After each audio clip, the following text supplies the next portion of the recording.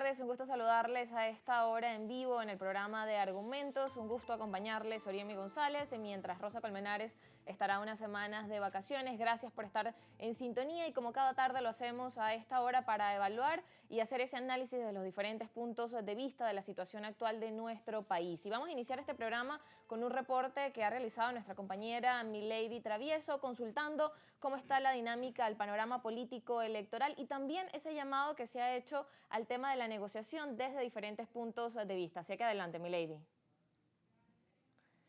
Bien, por ahora vamos a esperar mientras tenemos listo este reporte de Milady. Les recordamos en nuestras redes sociales, @argumentos_GB en la cuenta de X. Desde ya pueden enviar todos sus comentarios y preguntas para nuestro invitado del día de hoy, que ya se encuentra en el estudio, Felipe Mujica, secretario general del MAS. Pero ya tenemos el material de Milady, así que vamos a ver el reporte que nos hacía. Adelante, Milady.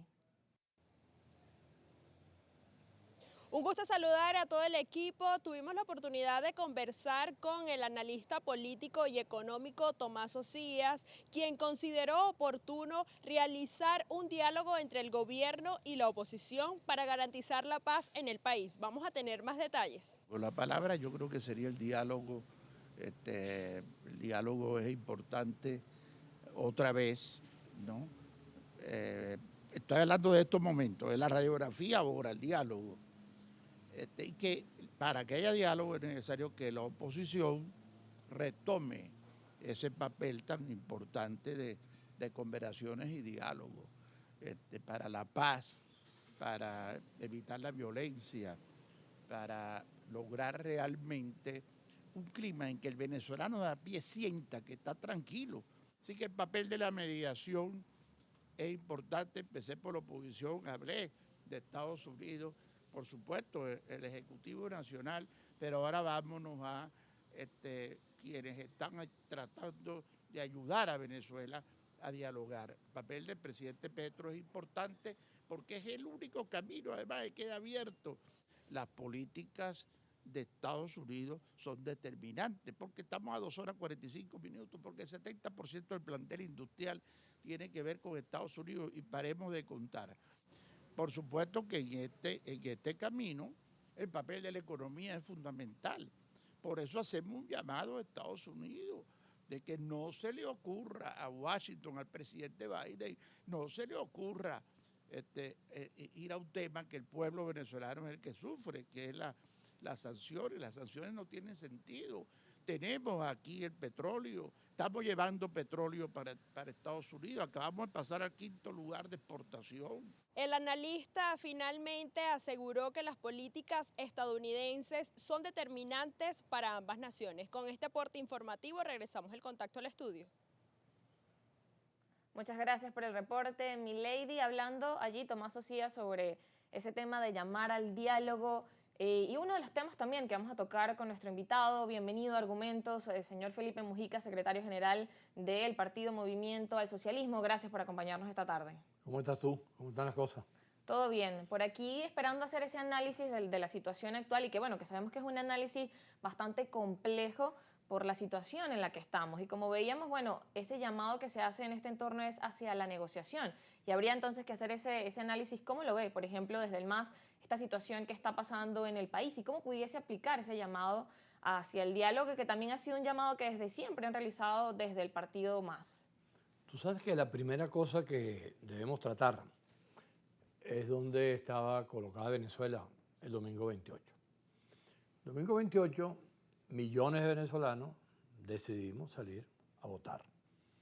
Después de largos periodos en los cuales alguna gente o mucha gente había tomado la decisión de abstenerse, de utilizar el mecanismo de la abstención y el de no participar porque daban cualquier cantidad de razones, no vale la pena ahorita ponernos a repetirla. Toda esa parte de Venezuela rectificó y asumió que la manera en que había que producir los cambios en Venezuela de forma pacífica, democrática, constitucional, era votando. Y decidió ir a votar en un proceso electoral sumamente complejo, donde se habían dado una serie de circunstancias por la vía de las decisiones del organismo electoral, donde se había hecho un proceso en una época que no era lo usual, porque siempre se hacía en el mes de diciembre para que un mes después se pudiese tomar la decisión de la juramentación del que hubiese resultado ganador. Las decisiones que se tomaron de forma arbitraria contra partidos políticos, incluido el MAS, que sin dar ninguna explicación, a estas alturas del partido tampoco la tenemos, nos anularon las tarjetas para no participar, nunca nos dijeron por qué, ni cuál había sido la razón, sabemos por supuesto que son razones políticas, y de la misma manera las decisiones que se fueron tomando en términos de acciones violentas que están asignando todo eso. Sin embargo, el país aterrizó en el domingo 28 y se produjo el evento electoral. Un evento electoral que, de acuerdo con las cifras que dan algunos, es el más concurrido que se ha dado en la historia de Venezuela por el número de participantes y que todo el mundo sabe a estas alturas cuál fue el resultado que produjo. Hay varios eventos que la gente simplemente vio lo que pasó. Yo narro el del 3 de diciembre, cuando el tema del Esequibo, después cuando se dio la consulta de los consejos comunales.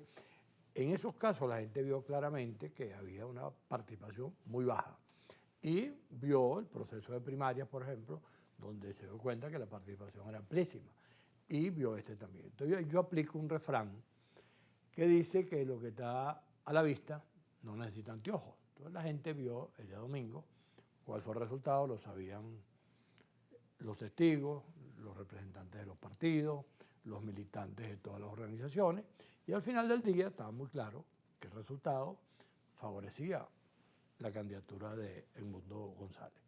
Eso trajo como consecuencia una cantidad de situaciones políticas y entramos en una situación lamentable que fue la manera en que el CNE ese día dio el resultado, porque lo da sin el sustento necesario.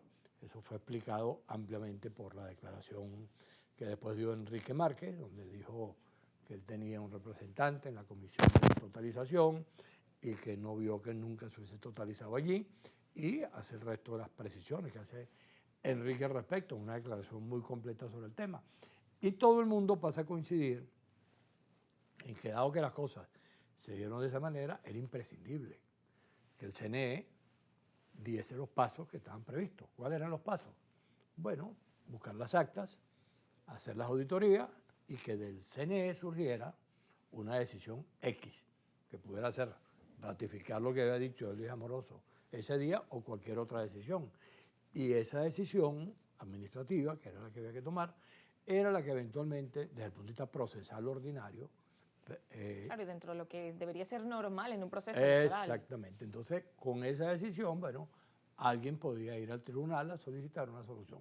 Eso no fue así. Nicolás Maduro decidió él ir al tribunal, solicitar al tribunal que abriera una investigación para tratar de sopesar el tema.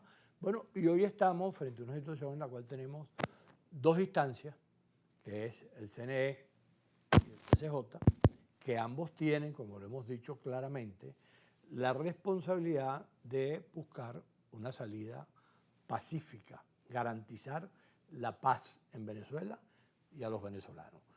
¿Cómo se hace esa solución? Evidentemente, no es solamente por la vía estrictamente normativa, porque estamos frente a una cosa bien compleja, que si fueron intervenidas electrónicamente el tema de la información del CNE, supuestamente cada quien tiene cualquier cantidad de resultados que pueden ser evidenciados, cada candidato dice que tiene el total de las actas, cada quien le añade lo que le parece. Bueno, esa decisión ahora del TCJ debe ser una decisión que no solamente sea administrativa, porque administrativamente no está clara, pero políticamente ellos sí tienen una posibilidad. Y allí aplica claramente la pregunta que tú hacías. ¿Cómo hacer para buscar una solución? Bueno, el mecanismo del diálogo es necesario, es imprescindible, porque los venezolanos en verdad no tenemos ningún interés en que esto termine en una lamentable situación, con no se sabe cuántos muertos, con cuántas situaciones de represión, etcétera, como las que se vienen dando, sino que los venezolanos lo que queremos es dilucidar esto y a partir de allí encontrarnos, reconciliarnos, dialogar y buscar las soluciones que el país requiere. Así es, soluciones lo que buscan los venezolanos. Y si para seguir hablando de cómo se puede llegar a esa solución en este conflicto que pues de alguna forma es difícil, está tenso, pues vamos a seguirlo conversando luego de la pausa, ya venimos.